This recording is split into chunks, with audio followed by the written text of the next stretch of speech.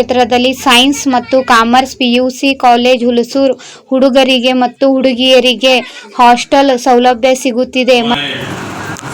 Minority के सभी मुस्लिम भाइयों, सभी वर्ग के लोगों और दोस्तों, सबसे पहले तो मैं आप सब लोगों को मेरे तरफ से कांग्रेस पार्टी की तरफ से हार्दिक स्वागत करता हूं और शुभकामनाएं बधाई देता हूं।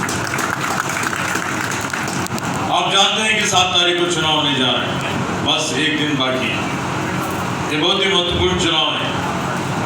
ये चुनाव इस देश का भविष्य निर्माण करने वाला चुनाव है।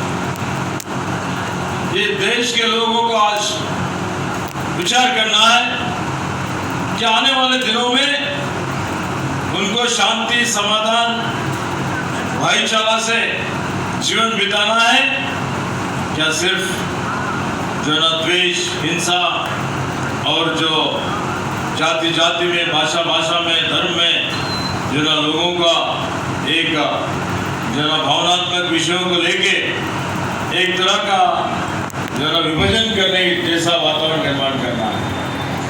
भाइयों दोस्तों, आज 10 साल से बीजेपी अधिकार में है। जब अधिकार में आने से पहले उन्होंने कितने वायदा करे, बहुत कुछ बोला था उन्होंने। हम जो न स्वर्गीय बनाएंगे, हम अच्छे दिन लेके आएंगे, हम महंगाई कम करेंगे, हम काला धन खत्म करेंगे, 15 लाख एक के खाते में जमा करेंगे, किसानों का आमदनी दुगना करेंगे, जो भी गरीब लोग हैं उनको पक्का मकान बना के देंगे 2022 तक। क्या कोई उन्होंने जितना भी वायदा किया एक तो पूरा करेंगे? एक भी नहीं। 6 दिन आएंगे पूरे, लेकिन जब से वो आए पूरे दिन ही लोगों के चल रहे हैं।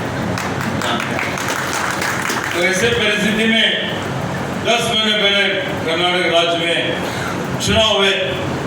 चुनाव से पहले हमारे नेताओं ने कुछ गारंटियां दिया था, 5 गारंटी हमने दिया था।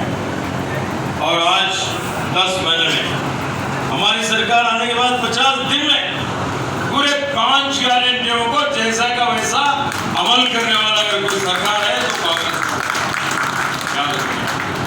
गृहलक्ष्मी योजना में आज महिला को एक परिवार के महिला मुखिया को 2000 रुपए दे रहे हैं, साल को 26,000 फ्री करंट दे रहे हैं सबको।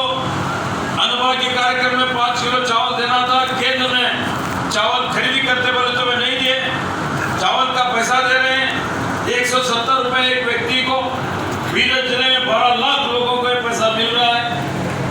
तो आज युवनिधि कार्यक्रम के अंतर्गत हम जो भी डिग्री प्राप्त किया है, ये बेरोजगार युवक, उस युवकों को हर महीने को 3,000 रुपए 2 साल तक, डिप्लोमा होल्डर को 1,500 रुपए 2 साल तक हमने देने का जो योजना था, हमने घोषणा किया, वो पूरा कर रहे हैं। क्या आपके आंखों के सामने अब जो भी बोले वो निभा रहे हैं।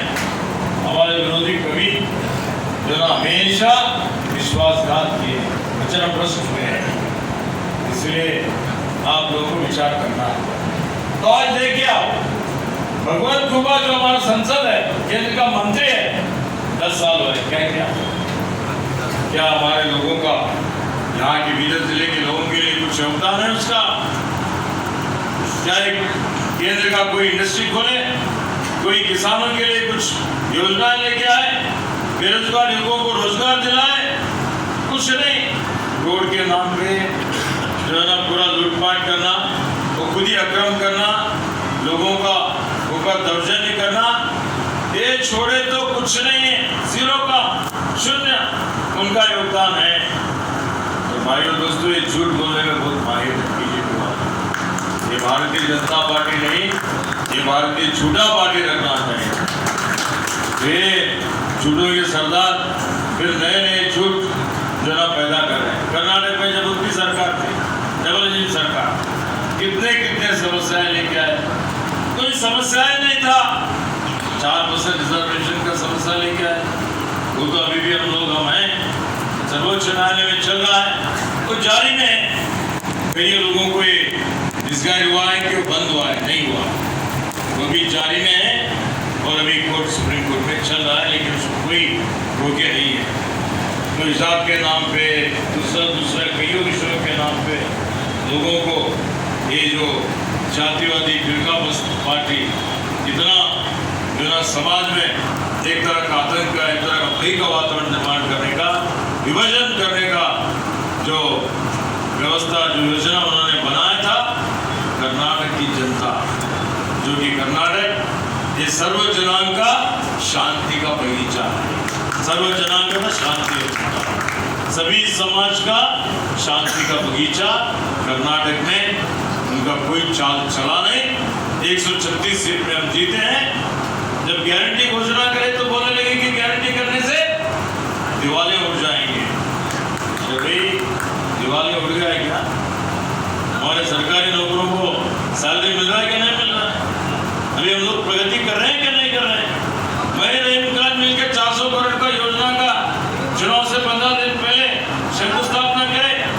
कल्याण कर्नाटक में इस साल कर्नाटक की सरकार 5000 करोड़ रुपए कर्नाटक पीरियड के लिए, कर्नाटक या कल्याण कर्नाटक के लिए रिजर्व रखे हैं। तो आज तक बसु कल्याण के लिए आप देखिए, ये बसवण्णा का नाड़ है, समस्त समाज का नाड़ है। सभी समुदाय को, सभी धर्म को समान अवकाश बसवण्णा ने दिया है। तो ऐसे पवित्र भूमि में गरबा मंडप बना। प्रथम संसद मैं जब उस्तुवारी मंत्री था, मेरे नेतृत्व में मुख्यमंत्री जी ने गुरु जन्म सभा के नेतृत्व में एक समिति रचा।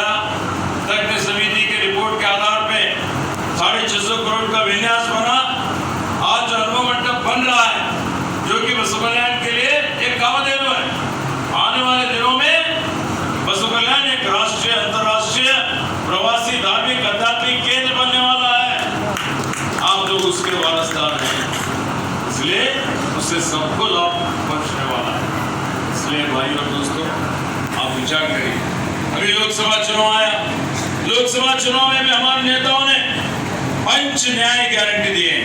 राहुल जी और मल्लिकार्जुन खड़गे जी मिलकर साइन करके गारंटी कार्ड हमने वितरण किया है।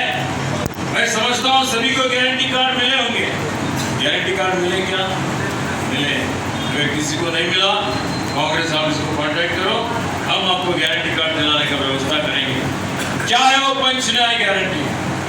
पहला गारंटी है कि गृहलक्ष्मी महालक्ष्मी हो जाएगा, और उस कार्यक्रम के अंतर्गत हर महिला को 1 साल को 1 लाख रुपए देने का डायरेक्ट बेनिफिट, इसमें कोई कमीशन नहीं, कोई भ्रष्टाचार नहीं, डायरेक्ट गरीब लोगों के घरों को जाता है।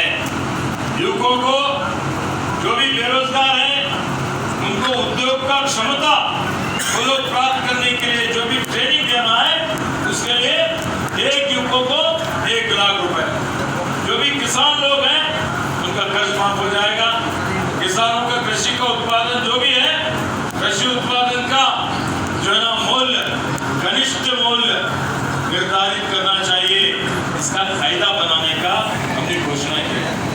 कायदा बनाने के लिए लोग दिल्ली में आंदोलन करे। 1 साल तक 700 किसान उनके जाने चले गए, फिर भी बीजेपी की सरकार किसानों के ऊपर कोई मेहरबानी नहीं रहा, कोई उनके पास इंसानियत ही नहीं है। तो आज देखिए आप, किसान लोग जब कर्ज माफ करे उनके बोले, बीजेपी बोली कर्ज माफ करते हैं किसानों का तो दिवाली उड़ जाएंगे, खजाना खाली हो जाएगा। तो फिर बीजेपी की सरकार 10 साल में उद्योगपतियों का 16 लाख करोड़ रुपए कर्ज माफ किया उन्होंने। तो देखिए 400 उद्योगपतियों का और 20 करोड़ किसान का। 20 करोड़ किसानों के बारे में उनको कोई अनुकंप नहीं है। वे चंद लोगों के लिए काम कर रहे हैं। कोई किसान लोग क्या बीजेपी को वोट देना चाहिए? तो आज जो अल्पसंख्यक लोगों का जो समस्याएं हैं, ये बीजेपी वाले किस तरह से हिंदू मुस्लिम करके समाज को विभाजन करने की कोशिश कर रहे हैं, ये देश को कमजोर करने की कोशिश कर रहे हैं, लोकतंत्र को, संविधान को कमजोर करने की कोशिश कर रहे हैं। सीबीआई को, ईडी को, चुनाव आयोग को, इनकम टैक्स को, सभी स्वायत्त संस्थाओं का दुरुपयोग हो रहा है। जो भी विरोध पक्ष में है, अगर वो कोई टीका टिप्पणी करता है तो उसको देशद्रोही, सीधा उसको जेल। एक जो है ना लोगों से चुने हुए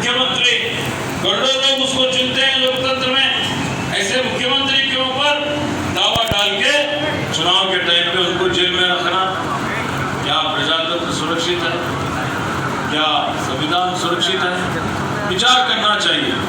इसलिए भाई और दोस्तों, आपको इतना ही कहना चाहता हूँ, सभी के भलाई के लिए, शांति के लिए, समाधान के लिए, भाईचारे के लिए, सामरस्य के लिए, इस देश की उन्नति के लिए, भविष्य के हमारे युवकों के लिए कांग्रेस की आवश्यकता है।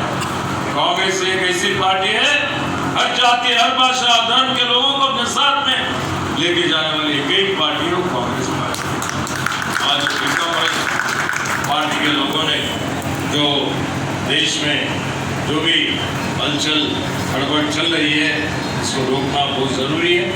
इसलिए अंत में मेरा यही विनती है, भगवंत हुआ तो कुछ नहीं किया, सागर खंडरे सिर्फ एक मंत्री का या एक जो ईश्वर खंडरे का सुपुत्र है बोल के टिकट नहीं, उसमें योग्यता है बोल के टिकट दिया गया।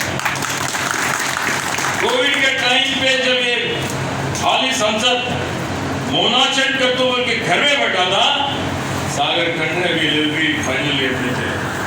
वो बीदर में आके उस वक्त जब ऑक्सीजन नहीं था, रेमडेसिविर इंजेक्शन नहीं मिल रहा था, बेड नहीं, एम्बुलेंस नहीं, ऐसे परिस्थिति में जो भी बीमार लोगों को, रोगग्रस्त लोगों को रेमडेसिविर दिला के, इंजेक्शन दिला के, बेड दिला के, एम्बुलेंस दिला के, ऑक्सीजन दिला के कईयों लोगों के जान बचाने का काम सागर